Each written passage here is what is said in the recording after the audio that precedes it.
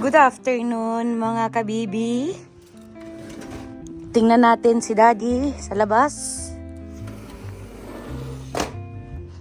Kakabit na siya ng kakabit na kami ng sa araw.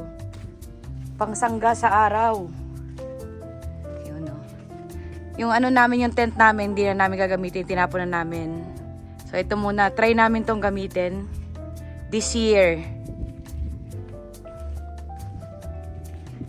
Kita nyo may mga damo pa oh. Magdadamo na rin ako nito. Yan, mga maliliit na damo. Tapos magbubungkal na rin tayo ng ating farm, ng ating mini farm. Pwede na rin tayo mag-barbecue. Tapos yun, nilinis ko ang aming kotse. Medyo mainit na mga kapatid at ang hangin malakas. Pero yung hangin niya hindi na malamig. Yung sakto na lang siya talaga. Ayan. Try natin kung anong kalalabasan nito. Kung anong mangyayari. Ay, yung likod dito, tingnan nyo. Kung alam nyo kung hindi ito hinarangan ni Budoy. Ito, kitang-kita to rito. Ayun o. Ang dumi, diba? Dito kasi wala nang nakatira. Ayan o. Tapos yan, lagayan nila yan ng mga, yung yero na yan. Lagayan nila yan ng mga gamit nila na sa farm siguro, sa pag nagtatanim. Ilang wala nang nakatira dyan. So, i-check natin yan. Si Paring Budoy. Tingnan natin kung anong kalalabasan ng kanyang ginagawa. Yun. Pwede na, pwede na. Pwede na rin. Lakas ng hangin, grabe. Oh. Nahangin ka ba? So habang may ginagawa ang aming daddy, ito namang isa ng gugulo. Siya yung taga-utos. Ayan o. Taga-utos, tuwan-tuwa. Ang aming boss.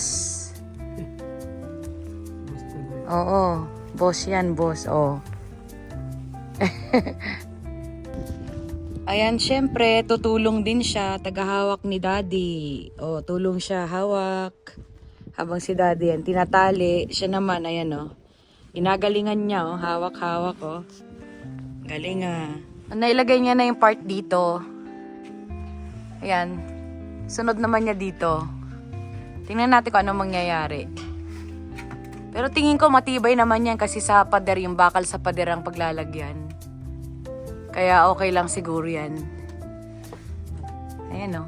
Hindi siya ganun kalaki mga kapatid. Yung sakto lang talaga na kasi kami lang din naman. Yung minsan magpapahinga lang kami dito, konting barbecue, ganyan. Tapos maglalaro si Boss Madam, konti. Oh. Thank you. Welcome. Ayan, finished na siya. Konting adjust na lang. Yung mga gilid nilalagyan ng tali. Pero tapos na siya mga kapatid. Ayan. Ganyan ang itsura niya. Oh, di ba? Sakto lang, sakto. Kumbaga, yung init is hindi masyadong uminit. Sabi, yun. Okay na yan. Okay na to.